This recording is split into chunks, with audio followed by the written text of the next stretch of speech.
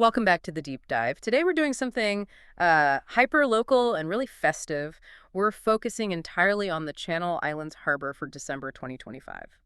It really is a fascinating snapshot. We've pulled together a ton of sources, everything from official results, from their big holiday parade to, dining tips, major infrastructure updates, the works. Exactly. And our mission is to break all that down for you.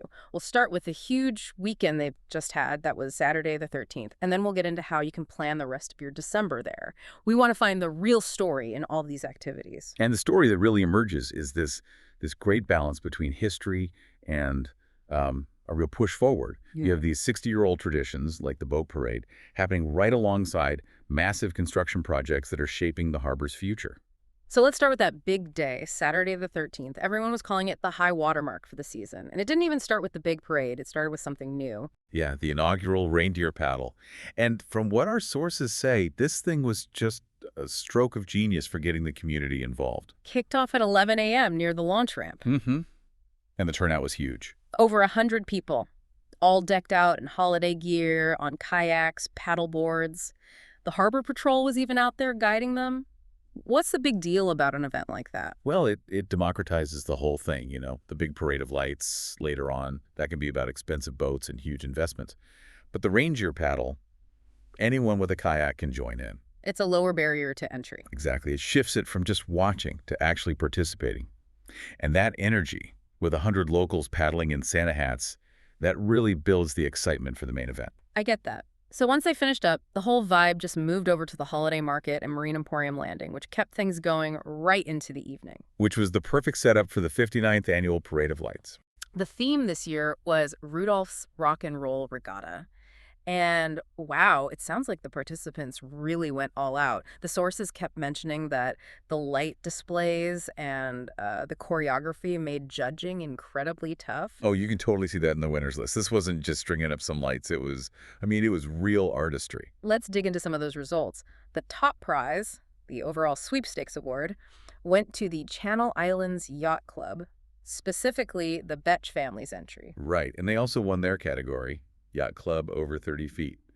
That speaks to a lot of planning, tradition, a real commitment. For sure. The sweepstakes winner is always a huge undertaking, but to really get the spirit of the event, I think you have to look at some of the individual boats. I completely agree, because that's where you see the personality. Okay, so check this out. The Boat Rouge, owned by Ron Taglin, pulled off this amazing double win. It got first place for individual over 30 feet, so technically brilliant. A serious contender. And it won the most humorous display award. And that's the key right there. That tells you everything. The community is serious enough about the tradition to do the hard technical work, but they absolutely refuse to take themselves too seriously. That's a perfect way to put it. Craftsmanship meets comedy. Exactly. We should also give a shout out to William Clark's Offshore Driller for Best Dressed Crew and Habeas Porpoise for winning the electric boat category. The competition is alive and well.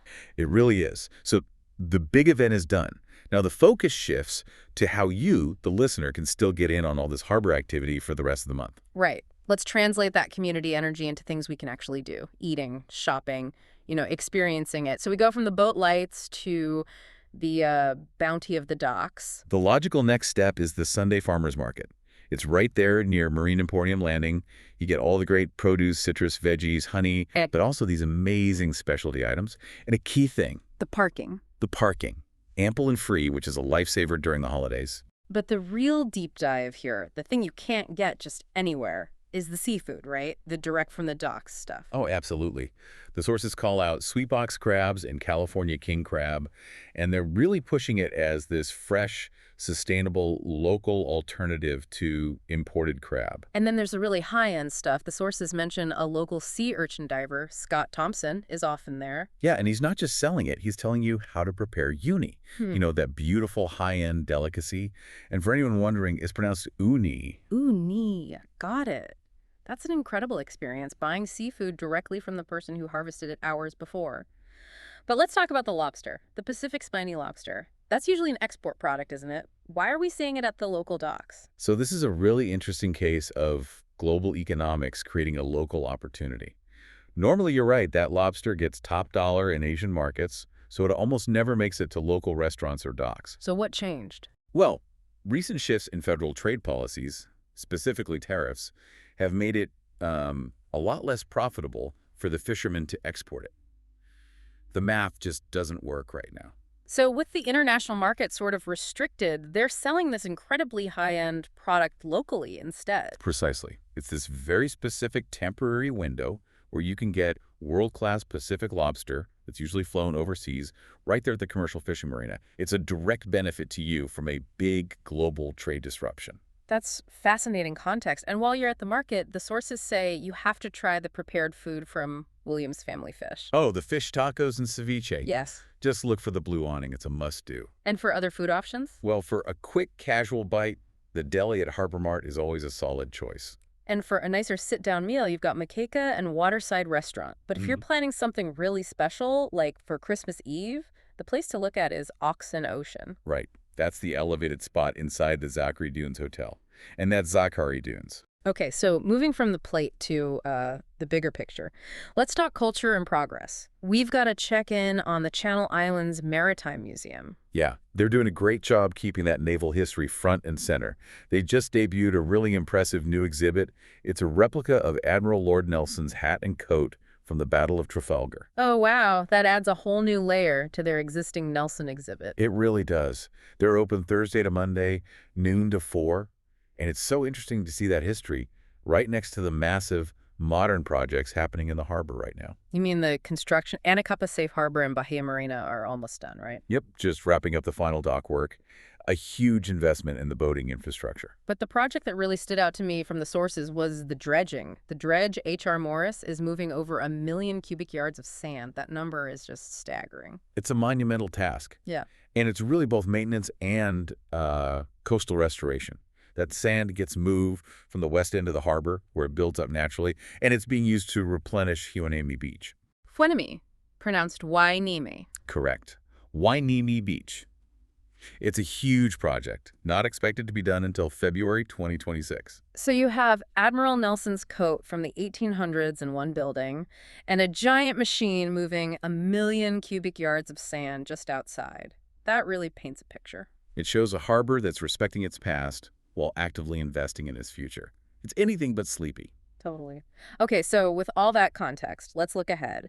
People need to make reservations. They need to plan. The calendar for the rest of the month is packed. It really is. Everything from theater to a bunch of different boat tours. Let's start with the theater. A Christmas Carol, a walking experience at the Elite Theater. This sounds really cool. It's an adaptive walkthrough performance. Yeah, a really unique way to see a classic story. And it's super accessible. Tickets are only like $10 for kids and $15 for adults. And if you want to get back on the water to see the lights, you have options. Channel Islands Marine Safari Adventures is running tours almost every night through the 24th. And what's special about their tour is the size, right? It's a small boat, max of 6 passengers. It's a much more intimate experience, a totally different feel than a big cruise. Very affordable, too. But if you do want that bigger, more traditional cruise, then you're looking at the Scarlet Belle.